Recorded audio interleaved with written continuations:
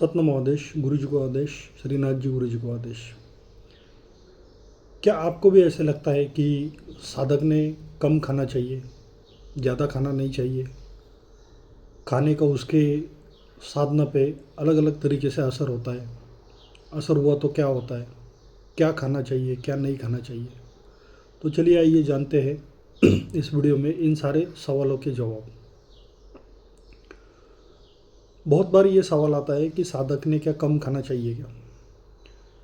तो इसके दो मत प्रवाह है कि आप मिताहारी होना चाहिए। पर अगर हम हमारा दिनचर्या देखें तो हमें मेहनत करने की ज़रूरत है, उसके लिए हमें शक्ति चाहिए। और अगर हम खाना कम खाएंगे, ज़रूरत से कम खाएंगे, तो उतनी शक्ति पर्याप्त मात्रा में नहीं मिलेगी, जिसका परिणाम शरीर पे होगा, मन पे होगा, मस्तिष्क पे होगा, शरीर के सारे इंद्रियों पे होगा। तो हम हमारा जो दैनिक कार्य है वो अच्छी तरीके से ढंग से पूरा नहीं कर पाएंगे। तो हमें क्या करना चाहिए फिर, कितना खाना चाहिए? अब इस विषय में हम पहले के कुछ वीडियो में बात कर चुके हैं कि खाना कब खाना चाहिए। अब इसका अगला पॉइंट है कि कितना खाना खाना चाहिए। अब इस विषय में अलग अलग राय है, बहुत सारी मान्यताएं हैं। एक बेसिक रूल ऐसा है कि हम अगर हमारी भूख के बारे में सोचें और हमारे पेट के बारे में सोचें तो पेट के अगर हम 3 भाग करेंगे तो ऐसा कहते हैं कि आधा पेट खाने से भरा हुआ होना चाहिए और आधा जो बचा हुआ भाग है उसमें आधा भाग पानी के लिए और आधा भाग खाली छोड़ना चाहिए, जिसकी वजह से अन्न का पचन अच्छी तरीके से हो जाए और उससे हमें ज़्यादा उत्साह, शक्ति मिले। और जैसे अन्न का पचन अच्छे तरीके से हो जाता है, ऐसे कहा जाता है कि पेट का आरोग्य अच्छा होगा तो हमारा पूरा आरोग्य अच्छा रहता है।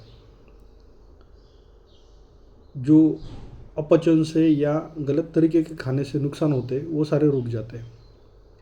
ये एक तरीका हो गया। मैं कई जगह पे देखा तो बहुत सारी जगह पे ऐसी मान्यता दिखी कि हमारी ये जो अंजुली है, ये पूरी अंजुली, इसको भर लो और इतनी ही ऊपर जितना हो जाए उतना खा लो, ये अन्न है। इतना इतना एक प्रमाण कई जगह पे बताया गया है कि ये भर के इसके ऊपर हाथ रखो तो ये जितना भरेगा उतना आप अन्न ग्रहण भोजन कर सकते हो। पर जब मैं उस जगह पे गया था तो वो कि कोई आश्रम थे, किसी साधक का घर था, तो उनकी एक दिनचर्या है जो बाकी कामों में वो व्यस्त नहीं थे। वहाँ पे दिन में उनका एक रूटीन था, जिस रूटीन में वो ज़्यादा से ज़्यादा समय साधना में व्यतीत करते थे। तो उसके लिए उन्हें ज़्यादा खाने की ज़रूरत नहीं पड़ती। और हमारे दिनचर्या को देखते हुए हमें अपने भोजन पे कटाक्ष रखना चाहिए कि हमें कितनी ज़रूरत है। अब ये चीज़ ऐसी है कि हर एक की भूख अपनी अपनी अलग है। हम किसी को बोल नहीं सकते कि तुम 2 ही रोटियां खाओ, 1 ही खाओ, 3 खाओ। आप आपके अंदाज से लगा लेना।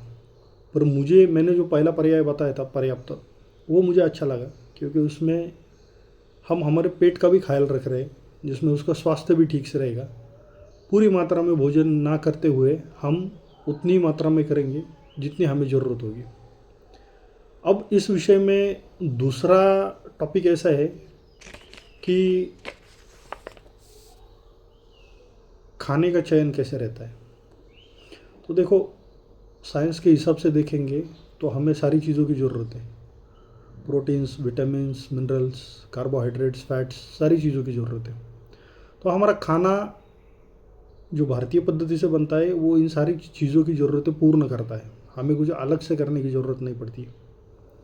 तो हमारा खाना है ये सात्विक होना चाहिए, शुद्ध होना चाहिए। अब कोई मांसाहार करता है तो मैं उस पर कुछ, मेरा ऑब्जेक्शन नहीं है। पर वो अपने साधना के दिनों में विशेष करके ख्याल रखे कि भोजन अपना हल्का और सहज पचने वाला हो जाए। जिससे उनकी ऊर्जा साधना के समय में बनी रहे। बाकी अगर आपको ऐसे कामों की ज़रूरत है जिसमें आपको मांसाहार की ज़रूरत है, उसका जो अलग अपना अपना महत्व है वो है।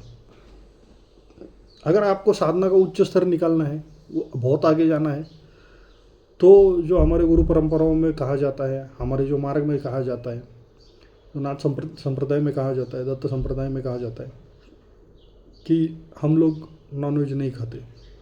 जो गुरु परंपरा से परंपरा से जो बताया गया है, हम उसको पूरा पालन करते। अब दूसरी बात ऐसी है कि अन्न को पूर्ण ब्रह्म कहा गया है, और जो हमें भूख लगती है जब हम खाना खाते हैं तो उसे एक यज्ञ कहा गया है। तो अग्नि पेट में आता है, जठराग्नि, उसमें हम भोजन ग्रहण करते हैं, तो हम भविष्य मतलब उस अग्नि को आहुतियाँ देते हैं भोजन के माध्यम से। तो हम जब भोजन करेंगे तो वो भोजन शुद्ध होना चाहिए। अब जो बनाने वाला है उसकी मानसिक स्थिति पे भी आप जो भोजन करोगे उसकी क्वालिटी उसकी क्वालिटी जो है वो मेंटेन होती है। अब बहुत जगह पे ऐसे दिखाई देता है कि साधक खुद अपने ही हाथों से बनाया हुआ खाना खाते हैं, क्योंकि उनका मानना रहता है कि हम जो बनाते हैं उस हमारे भावना वो खाने में भी उतरती है। अब खाने से हमें ऊर्जा प्राप्त होती है, ये तो सत्य है। अगर हम खाना छोड़ देंगे तो फिर समझ में आएगा कि कुछ नहीं हो सकता, फिर साधना वाधना हमारा कुछ भी नहीं होगा। अब जब हमें ये पता है कि खाना खाने से भी ऊर्जा आती है, तो अब हम एक अनुभव के लिए देखेंगे तो सात्विक, राजसिक, तामसिक भी तत्व आते हैं इसमें। कुछ खाने से, पदार्थों से, भोजन करने से हमें उत्साह मिलता है, कुछ चीज़ें खाने से हमें आलस आ जाता है, नींद भर जाती है। तो इसका मतलब ये है, ये सिंपल उदाहरण दे रहा हूँ मैं, मेरे को ज़्यादा बड़ी बड़ी चीज़ों में नहीं जाना है। एक छोटा सा उदाहरण ही कि खाना किस तरीके की ऊर्जा तैयार कर सकता है। अगर आप हेवी खाना खाओगे तो नींद तो आएगी आएगी, इसलिए खाना पर्याप्त मात्रा में खाना चाहिए। कुछ पदार्थ ऐसे रहते हैं जो खाना खाते ही हमें नींद आने लगती है, ये हमने तो सबने अनुभव किया है, ये कोई नकार नहीं सकता। तो खाना और उससे बनने वाली ऊर्जा, इनका एक घनिष्ठ संबंध है, इसको हम नकारते नहीं हैं। अब उस खाने पे अगर संस्कार अच्छे हो जाएंगे तो आप में बनने वाली ऊर्जा भी अच्छी हो जाएगी। कई जगहों पे ऐसे कहा है कि तुम प्याज लहसुन भी मत खाओ, पर मैं आज तक अनुभव ऐसा किया हो कि हमें मध्यम मार्ग चुनना है। हमें बहुत कम भी नहीं खाना है, बहुत ज़्यादा भी नहीं खाना है, बहुत राजसिक भी नहीं, तामसिक भी नहीं, और पूरा सात्विक भी नहीं। क्योंकि हम जब काम करते हैं दिन भर, तो वो काम करते वक्त हमारे शरीर में अलग अलग ऊर्जाओं की ज़रूरत होती है। अलग अलग ऊर्जा जो विचारों को नियंत्रित करते हैं। तो जहाँ पे जिस चीज़ की ज़रूरत है उस चीज़ से अगर वो विचार बनते हैं तो हमें उस तरीके का खाना भी चाहिए। जैसे बोलते हैं कि खाने में नमक की जितनी ज़रूरत है उतनी ही हमें क्रोध की भी ज़रूरत रहती है। कभी कभी गलत चीज़ें होती हुई दिख जाए तो हमें बोलना पड़ता है। हम तो सांसारिक जीवन में हर एक दिन हमारे सामने अनेकों प्रकार की घटनाएं घटती है, समस्याएं आती है, उसके निवारण के लिए अलग अलग भावों में हमको रहना पड़ता है। कभी किसी के साथ दया भाव से रहना पड़ता है, कभी शांति से रहना पड़ता है, कभी क्रोध भी दिखाना पड़ता है। तो हमारा खाना जो है वो समतोल होना चाहिए, पर साधकों ने ज़्यादा से ज़्यादा ख्याल रखना चाहिए कि हम सात्विकता की ओर ज़्यादा बढ़े। अब तीसरी बात यह है कि हमें विरुद्ध आहार कभी भी नहीं करना चाहिए। जैसे दूध में नमक हो, या दूध के साथ आजकल फलों का सेवन किया जाता है, आयुर्वेद के हिसाब से वो भी गलत है, जिससे हमारे शरीर में रोग निर्माण होते हैं। तो हमें खाना खाते वक्त ये सब देखना है कि कहीं जाके कल हमारी तबीयत प्रकृति में बिगाड़ ना होना चाहिए। अब तीसरी बात ये है कि दो विचार और महत्वपूर्ण है। एक, खाना जो है वो ऋतुओं के अनुसार अगर हम लेते हैं तो भी हमें बहुत फ़ायदा होता है, क्योंकि प्रकृति वही निर्माण करती है जो पोषक है, और हम प्रकृति से ही बने हुए हैं। दूसरा है ये है कि जो हमारे लिए हितकारक है।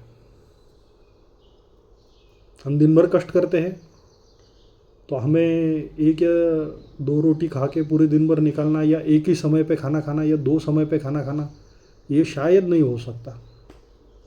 इसलिए हमें जब चयन करेंगे तब हमें पूरे हमारे दिन की दिनचर्या देख के, मैंने जैसे बोला था कि आपका शेड्यूल डिसाइड करो। शेड्यूल बनाने के बाद हमें 8 बजे मैंने बोला था कि आप नाश्ता कर लो, 11 से 12 में कम से कम 11 से 12 में दोपहर का भोजन कर लो।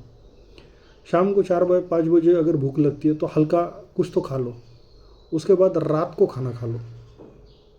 इससे आपकी दिन की पूरी ऊर्जा नियंत्रित रहेगी। अब सबसे महत्वपूर्ण बात यह है, अगर साधक सच में इन चीज़ों के बारे में अधिक ख्याल रखता है तो उसे आयुर्वेद के हिसाब से अपना परीक्षण करवा के लेना चाहिए। हमें ऐसा खाना नहीं खाना चाहिए जो त्रिदोषों को भड़का दे। त्रिदोष, कफ पित्त वात, मतलब ऐसे कि कुछ खाने के बाद हमारा कफ बढ़ जाता है, कुछ खाने के बाद हमारे पित्त बढ़ जाती है, एसिडिटी बढ़ जाती है, तो वो सारा शरीर में बिगाड़ निर्माण करेगी और साधना नहीं हो पाएगी। कुछ खाने के बाद शरीर में वात प्रभाव बढ़ जाता है और उससे रोग बढ़ जाते हैं। तो हमें हमारे पहले प्रकृति का, हमारे खुद की शरीर की जांच करके लेनी चाहिए आयुर्वेदिक डॉक्टर से। उनके हिसाब से समझ के लेना चाहिए कि मेरी प्रकृति क्या है और उस हिसाब से मुझे क्या आहार लेना चाहिए। दूसरी बात यह है कि हमें ऋतुओं के अनुसार खाने में बदलाव करने चाहिए। तीसरी बात यह है कि हम जब खाना खाएंगे तो हमें उसका प्रमाण, मात्रा मालूम होनी चाहिए। अब आगे आगे आप जब इन चीज़ों को गौर करेंगे, ध्यान करेंगे, खाते समय भी हमें एक अलर्टनेस चाहिए। जब हम खाना खाएंगे तो आप उस खाना खाते वक्त भी आप नामस्मरण कर सकते हो, जप कर सकते हो मन की मन में। खाने से पहले प्रार्थना करनी चाहिए। तो ये जब हम करेंगे तो उससे जो ऊर्जा बनेगी वो बहुत ही अच्छी ऊर्जा बनेगी। तो ये एक यज्ञ है, इसे उतनी पवित्रता से हमें करना चाहिए। जठराग्नि है, उसमें जो हम अन्न स्वाहा करेंगे उससे ही हमें ऊर्जा मिलेगी, हमारी आत्मा उससे ही तृप्त होगी और हम हमारे दिन को, सारी चीज़ों को अच्छी तरीके से निभा पाएंगे। इसमें अगर और किसी को कुछ जानकारी चाहिए, कुछ पूछना होगा, कुछ प्रश्न होंगे तो आप मुझे कमेंट में लिख सकते हैं। इन सारी चीज़ों का मैं जवाब देने का प्रयास करूँगा।